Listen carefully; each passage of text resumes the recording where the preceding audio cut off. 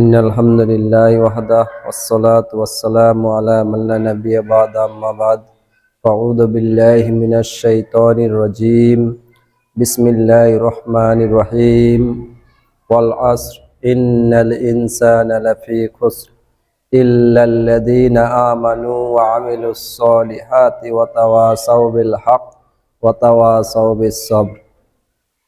সম্মানিত উপস্থিতি, প্রশংসা মাত্রই আল্লাহ তাআলার, শান্তি অবতীর্ণ হোক আল্লাহ রাসূলের ওপর সাল্লাল্লাহু আলাইহি ওয়াসাল্লাম। আমি আপনাদের সামনে সূরা আসর তেলাওয়াত করেছি। সেই সূরাকে সামনে রেখে আমার বিষয়বস্তু ইতি করব ওয়া তৌফিক ইল্লা বিল্লাহ। এই সূরাতে আল্লাহ তাআলা মানুষদেরকে জানিয়ে দিয়েছেন এবং কসম করে আল্লাহ তাআলা মানুষদেরকে জানিয়ে দিয়েছেন যে ওয়াল আসর ইন্নাল ইনসানা লাফি খুসর।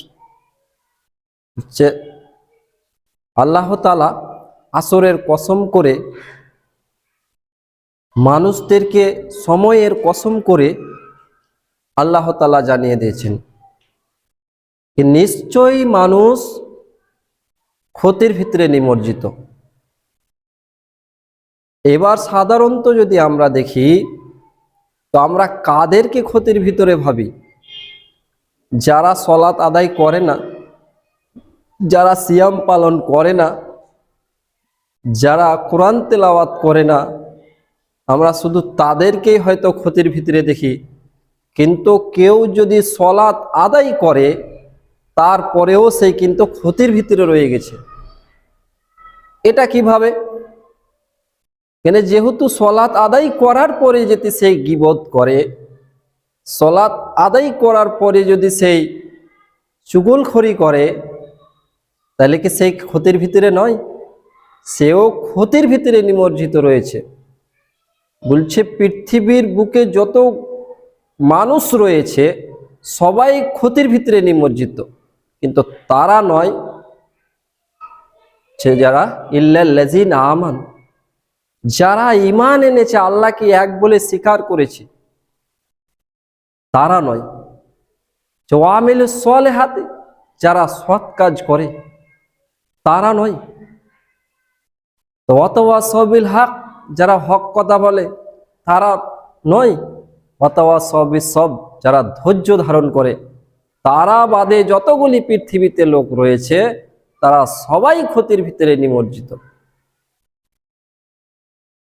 চার শ্রেণীর লোক বাদে যতগুলি লোক রয়েছে পৃথিবীর বুকে, আল্লাহ তাআলা কসম করে তাদের ব্যাপারে বলেছেন, সময়ের কসম করে বলেছেন, তারা ক্ষতির ভিতরে নিমজ্জিত।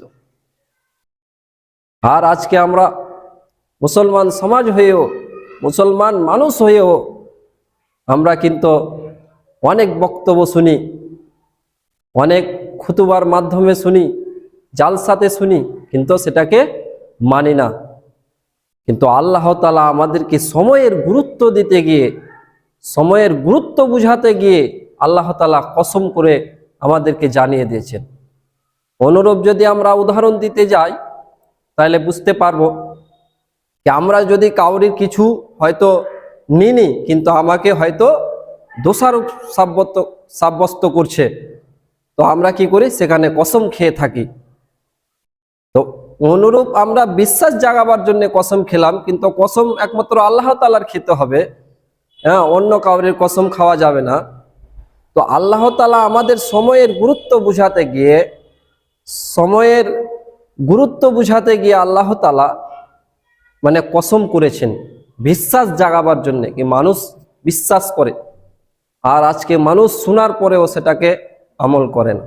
তো মানুষ ক্ষতির ভিতরে রয়েছে চার শ্রেণীর লোক বাদে, যারা আল্লাহর প্রতি ঈমান এনেছে, আল্লাহকে এক বলে বিশ্বাস করেছে, আল্লাহকে ভয় করে, আল্লাহকে এক বলে স্বীকার করে,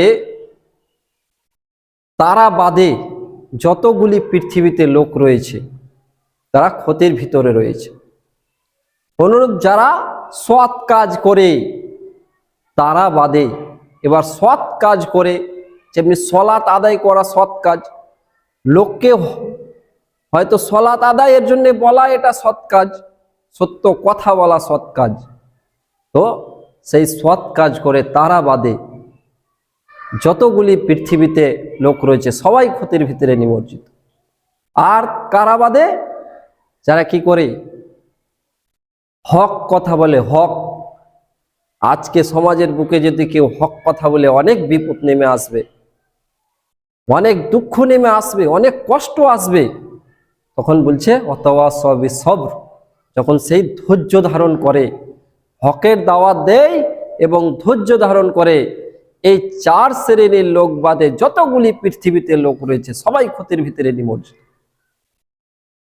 তাহলে আমরা কি একটুও ভাববো না? আল্লাহ তাআলা আমাদেরকে ভাবার জন্য বুদ্ধি দিয়েছেন, বিবেক দিয়েছেন। আমরা কোনো কিছু কাজ করলে আগেই ভাবনা চিন্তা করি, কিন্তু এটাকে আমরা ভাববো না? আমরা কি আল্লাহ তাআলা ক্ষতির ভিতরে নিমজ্জিত রয়েছে কি রই না? এটা আমাদেরকে ভাবতে হবে। আর আমরা জেনে সেই যে হকের যে দাওয়াত, আল্লাহ তাআলার প্রতি যে ঈমান এবং সেই হক কথা এবং সুখে দুঃখে ধৈর্য ধারণ করার জন্য আল্লাহ তাআলা আমাদেরকে সেই তৌফিক দান করেন। আল্লাহুম্মা আমিন। হে আল্লাহ, আমরা জেনে তোমার উপরে, তোমাকে এক বলে বিশ্বাস করে এবং সৎ কাজ করে এবং হকের দাওয়াত দিয়ে এবং ধৈর্য ধারণ করে জেনে আল্লাহ চলতে পারি। আল্লাহ জেনে সেই তৌফিক দান করেন। আল্লাহুম্মা আমিন। এই বলে আমার সংক্ষিপ্ত বিষয় শেষ করলাম। আসসালামু আলাইকুম ওয়া রাহমাতুল্লাহ।